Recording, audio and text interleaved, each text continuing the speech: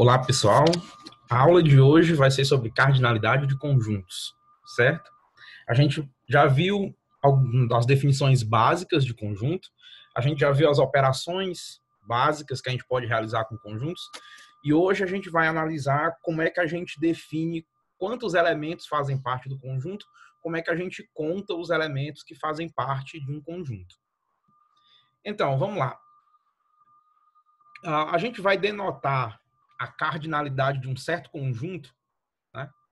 Um conjunto A, por exemplo, como sendo barra A barra. Né? Então, é barra, o nome do conjunto, barra. E o que vai significar essa cardinalidade? A gente vai dizer que um conjunto A tem N elementos se somente se a sua cardinalidade é igual a N. Ou seja, nós estamos contando a quantidade de elementos que existem no conjunto. Por exemplo, se o conjunto A fosse composto pelos números 3, 4 e 5, a cardinalidade de A era 3. Por quê? A contém 3 elementos, a saber, os números 3, 4 e 5. Sobre cardinalidade, tem dois conjuntos que vão receber nomes especiais ou que vão ter uma propriedade especial. O primeiro deles é o conjunto vazio. A gente já viu nas outras aulas que a gente pode ter um conjunto que não tem nenhum elemento. Para o conjunto que não tem nenhum elemento, a gente vai dizer que a cardinalidade dele é 0. E a gente vai dizer que todo conjunto que tem cardinalidade 1 vai ser um conjunto unitário. Então, se o seu conjunto só tem o número 4, por exemplo, ele é um conjunto unitário. Se ele só tem o número 5, se ele só tem uma mesa, se ele só tem uma TV, esse conjunto vai ser o conjunto de uma mesa só, de uma só TV, de somente o número 4, e ele vai ser um conjunto unitário, porque a cardinalidade dele é 1. Perceba que a cardinalidade é sempre um número natural. Não faz sentido você ter uma cardinalidade de 2,5. Né? Por quê? Pensa bem o que representa uma cardinalidade de 2,5. Quer dizer que você tem 2 elementos e meio? O que é um meio elemento? Né? Você pode dizer, mas pode ser a metade de uma barra de chocolate. Certo, mas então não é um meio elemento, é um elemento. Esse elemento é metade de uma barra. Um outro exemplo, você pode dizer, mas o meu elemento é metade, não sei, metade de uma página. Certo, mas isso é um elemento. O seu elemento do seu conjunto é metade de uma página. Isso não quer dizer, vamos colocar assim, o elemento que está dentro do conjunto ser parte de alguma outra coisa é indiferente para o conjunto. Ele não tem como saber que o que você tem é só metade de uma barra de chocolate, ou é só metade de uma folha, ou é só um quarto de folha. Para o conjunto, o elemento que pertence a ele é sempre um elemento inteiro. Então, não faz sentido você ter um número fracionário como a cardinalidade do seu conjunto.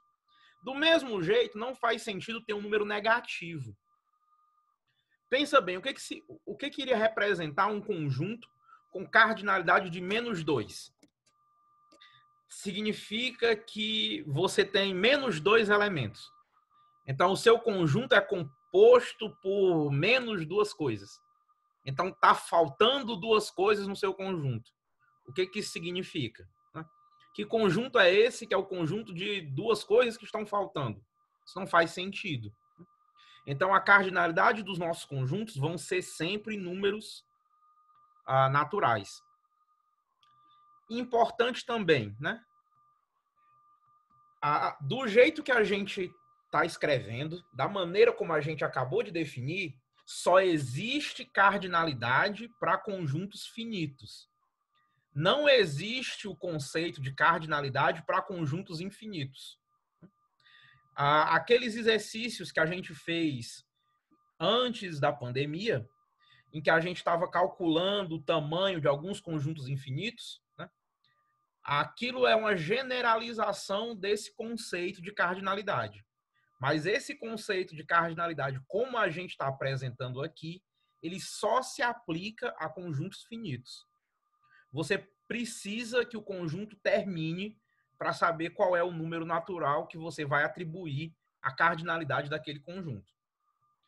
Então, em resumo, a cardinalidade é o número de elementos que tem no seu conjunto, e é isso que a gente vai contar a partir de agora. Normalmente, você consegue misturar um pouco, né, a cardinalidade com aquelas operações de conjunto. Com a interseção, você não tem muito o que fazer, é contar os elementos que fazem parte da interseção. Com a diferença simétrica, você consegue calcular sabendo a união e a interseção, do mesmo jeito a diferença. Então, qual vai ser o nosso intuito aqui? A gente vai focar agora em como é que você calcula cardinalidade da união, né? Como é que você expressa a cardinalidade da união em relação à interseção desses conjuntos. Então, vamos lá. Vamos começar com um exemplo simples, né? Vamos começar com dois conjuntos. Se eu quiser saber quantos elementos eu tenho na união de A com B, né? E aqui eu vou usar os meus diagramas de Venn. Eu tenho o meu conjunto A e meu conjunto B, e estou imaginando que eles se tocam em algum ponto, e essa parte que pertence tanto a A quanto a B é a interseção de A e B. Vamos lá. Quando eu vou calcular a cardinalidade dessa união, né, eu podia pensar que era só somar o que tem em A e o que tem em B, né? Mais ou menos, né? Vamos lá. Se você somar tudo que tem em A e depois você somar tudo que tem em B, você está contando alguns elementos duas vezes, né? Imagina que o seu conjunto A é formado pelos números 1, 2 e 3. E o seu conjunto B pelos números 3, 4 e 5. Se você só somar as cardinalidades, você vai achar que a cardinalidade da união é 6. Né? Por quê? A cardinalidade do conjunto A, que tem 1, 2 e 3, é 3. A cardinalidade do conjunto B, que tem 3, 4 e 5, também é 3. Se você somar as duas, isso vai dar 6. Agora, o que é a união de A e B? A união de A e B é o conjunto 1, 2, 3, 4, 5, que tem cardinalidade 5. O que aconteceu aqui, então? Eu contei o 3 duas vezes, né? Eu contei uma vez ele na cardinalidade de A, uma vez na cardinalidade de B. Quando eu só devia ter contado ele uma vez. Então, para determinar a cardinalidade da minha união, eu não posso só somar as cardinalidades dos dois conjuntos. Eu preciso também remover a cardinalidade da interseção. Por quê? Os elementos que estão na interseção são os elementos que estão sendo contados duas vezes. No meu exemplo, a interseção entre A e B é o número 3. Veja que agora, se eu pegar a cardinalidade de A, que é 3, a cardinalidade de B, que também é 3, e subtrair a cardinalidade da interseção, que é 1, agora sim eu tenho o valor correto da cardinalidade da minha união, que é 5. Então, eu preciso remover essa interseção porque os elementos que estão na interseção são contados duas vezes. Se eu tivesse três conjuntos, né, e aí, de novo, estou representando eles com os meus diagramas. Vamos lá. Se você tiver três conjuntos e você quiser determinar a cardinalidade da união desses três conjuntos, você pode somar a cardinalidade deles, mas alguma coisa lhe diz que só isso não basta, né? Que só isso não vai dar certo. De novo, eu vou pegar um exemplo. Imagina que os nossos conjuntos são formados da seguinte maneira. O conjunto A é formado por 1, 2 e 3. O conjunto B é formado por 1, 3 e 4. E o conjunto C é formado por 1, 2 e 5. A união desses meus conjuntos é o conjunto 1, 2, 3, 4, 5, que tem cardinalidade 5. Se eu fosse somar apenas as cardinalidades, o que iria me acontecer? Se eu apenas fosse somar todas as minhas cardinalidades, eu teria 9. Por quê? O meu conjunto A tem 3 elementos, o meu conjunto B tem mais 3 elementos e o meu conjunto C tem mais 3 elementos. Então, do mesmo jeito que acontecia com os meus dois conjuntos, nesse caso, eu estou contando elementos 2 vezes. Que elementos são esses? São os elementos que aparecem na interseção de A com B, na interseção de B com C e na interseção de A com C e de A, B e C. Então, vamos lá, de novo. Se o meu conjunto A for os números 1, 2 e 3, o meu conjunto B, 1, 2 e 4, e o meu conjunto C, 1, 3 e 5, o número 1 aparece na interseção de todo mundo, ele está na interseção de A, B e C. O 2 aparece na interseção de A e B. O 3 aparece na interseção de A e C. E a interseção de B e C é só o 1. Então, vamos lá. A gente precisa remover os números que a gente está contando 2 vezes. Do mesmo jeito que a gente fez para 2 conjuntos, eu vou retirar as interseções. Tá? Então, eu vou retirar a interseção de A com B, vou retirar a minha interseção de B com C e vou retirar a interseção de A com C. Agora, depois que você fez isso, né, se você for fazer as contas, você vai descobrir que o seu conjunto união teria tamanho 4. Por que isso acontece? Né? O que você fez de errado? Se a gente olhar para o diagrama, quando você removeu os elementos de A e C, você já removeu uma parte de B. Que parte foi essa? É justamente a interseção de B com A e com C. Os elementos que estão nessa interseção, a interseção de todos os 3 conjuntos, eles foram retirados mais de uma vez. Né? Eles foram removidos mais de uma vez. Esses elementos têm que ser colocados de volta. Então, você vai retirar as interseções, porque você está contando elas mais de uma vez, mas alguns elementos você tem que devolver porque você retirou todos eles. Tá? Se você olhar para essa fórmula, imagina que quando eu contei o conjunto A, é como se eu estivesse colocando todo o círculo do conjunto A. Quando eu contei o conjunto, a minha cardinalidade de B, é como se eu estivesse pintando todo o círculo do B. Veja que o meu círculo, a minha interseção, ela vai ser pintada 2 vezes. A mesma coisa acontece com B e C, com A e C. Mas a interseção dos 3 conjuntos, ela vai ser pintada 3 vezes, né? Uma vez quando você coloca os elementos de A, uma vez os de B, uma vez pelos de C. Quando você remove todas as interseções, os elementos que são contados 2 vezes, que não pertencem à interseção dos 3 conjuntos, esses elementos estão contados corretamente, porque você removeu uma das cópias deles. Você descontou uma das vezes que você contou ele. Mas os elementos que estão na interseção de todos os 3 conjuntos, você removeu ele 3 vezes, né? Você removeu ele tanto quando você tirou a interseção de A e B, como quando você tirou a interseção de A e C, como quando você tirou a interseção de B e C. Esse conjunto, né, tem que ser somado novamente para que a sua cardinalidade da união esteja correta, para que ela faça sentido. Né? Você, então, a gente vai, para determinar a cardinalidade de 3 conjuntos, a gente vai somar as suas cardinalidades, subtrair as suas interseções de 2 a 2 e adicionar novamente a interseção de todos os 3. A partir daqui, você deve estar imaginando que vai ter uma certa regra que vai ser sempre seguida, né? E tem, né?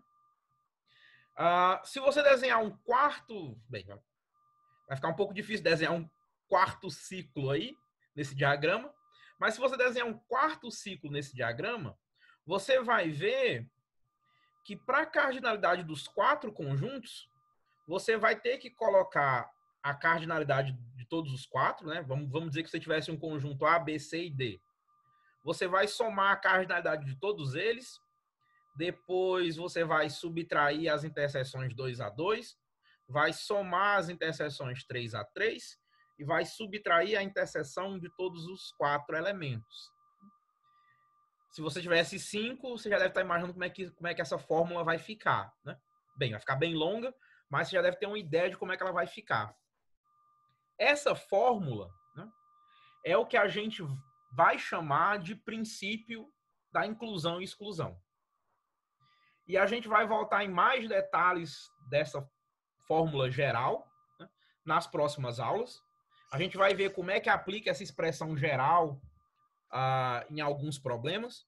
Por enquanto, a gente vai tratar só da cardinalidade de 2 conjuntos e da cardinalidade de 3 conjuntos.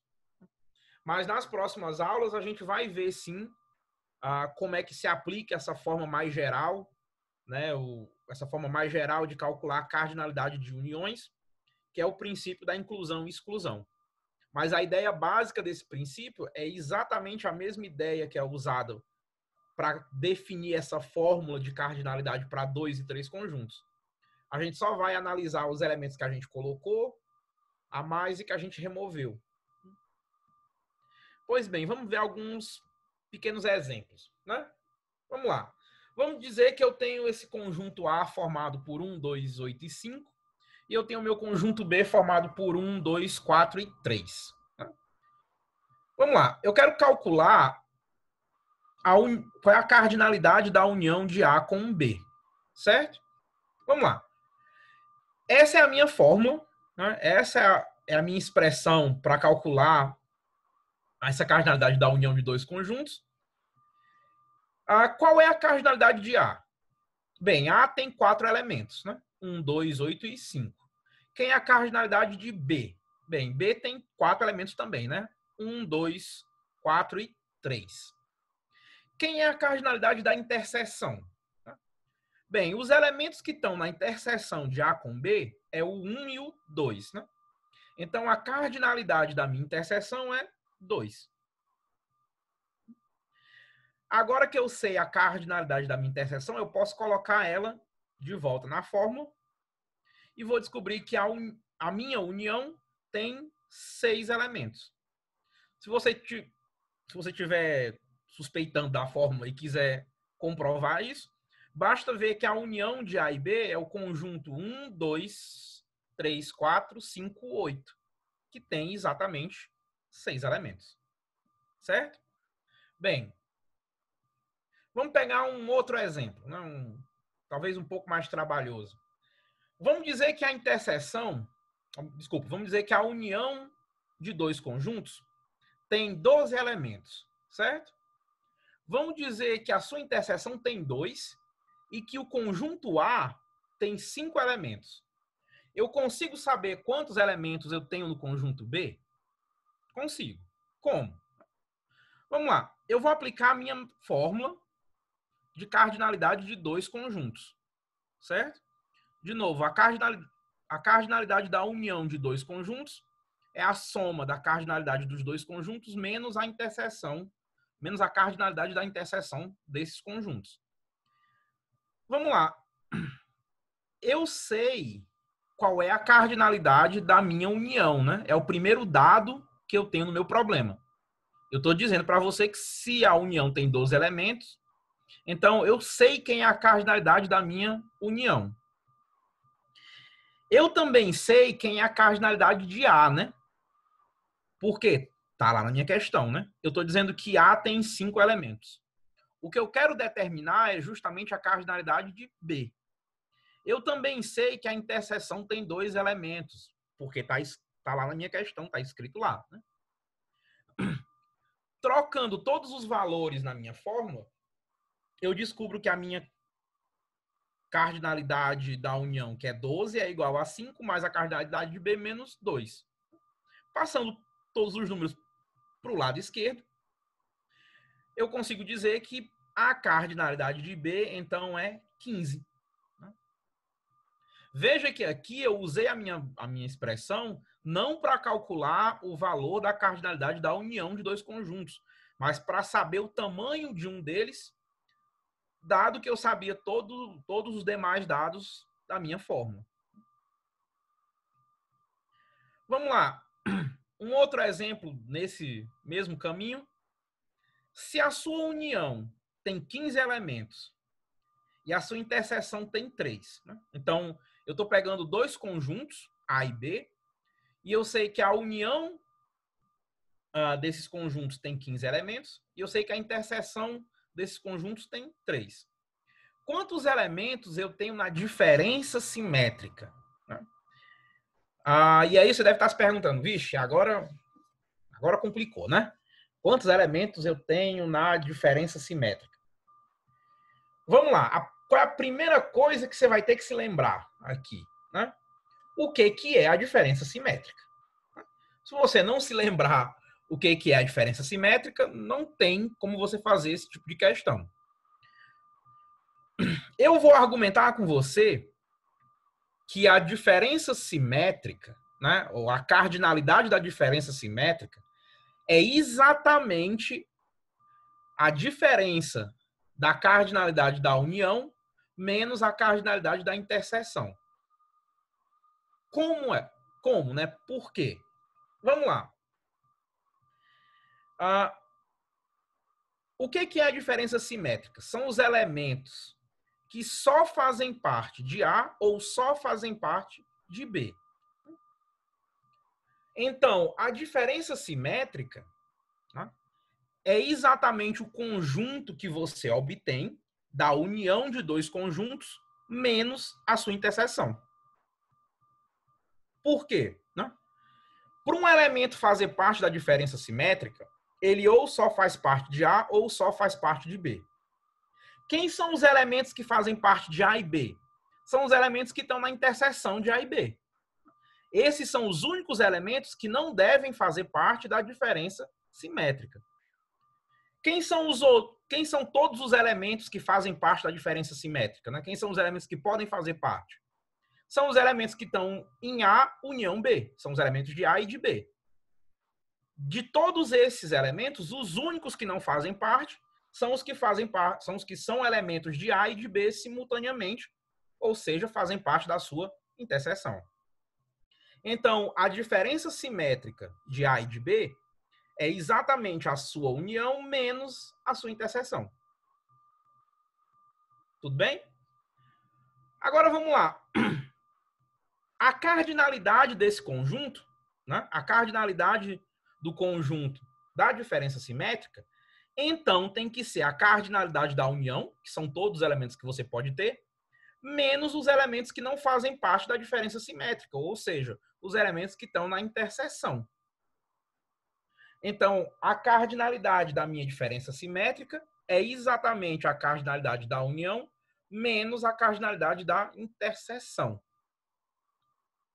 E isso é importante que você perceba.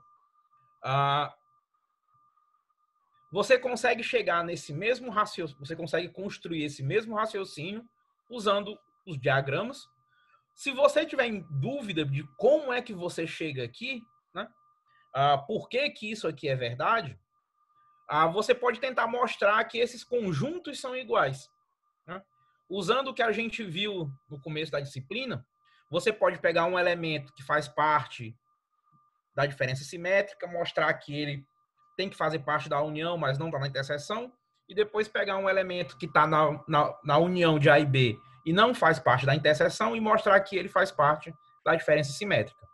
Ou você pode desenhar os dois conjuntos e analisar, usando diagramas de Venn, né, analisar se eles fazem ou não, vamos dizer assim, se essa expressão faz ou não sentido para você. Sabendo que a diferença simétrica é isso, é bem fácil de calcular o seu valor, né? Eu sei quanto é a união e eu sei quanto é a interseção. A minha união vale 15, a minha interseção 3. Sabendo disso, a minha diferença simétrica tem exatamente 12 elementos. Então, novamente, para você conseguir responder isso, você precisa sim pensar um pouco no que representa a diferença simétrica e conseguir expressar a diferença simétrica em termos da união e da interseção dos dois conjuntos, dos conjuntos A e B. Bem, pessoal, isso termina com essa parte de conjuntos, né? Vai aparecer também no SIGA para que vocês leiam um certo tópico da disciplina. Eu vou deixar para que vocês também resolvam algumas questões bem simples, uma lista de exercícios. Eu vou deixar também os tópicos e as páginas correspondentes nos 2 livros da disciplina, né? Eu peço que vocês leiam com cuidado essa parte de cardinalidade, essa parte inicial, né? Nas próximas aulas, a gente vai ver outros 2 tópicos um pouco diferentes de conjuntos mais relacionados, e depois a gente vai retornar a generalização que eu mencionei, né? A gente vai retornar ao princípio da inclusão e exclusão e a gente vai ver algumas aplicações desse princípio de inclusão e exclusão. Bem, pessoal, é isso. Até mais.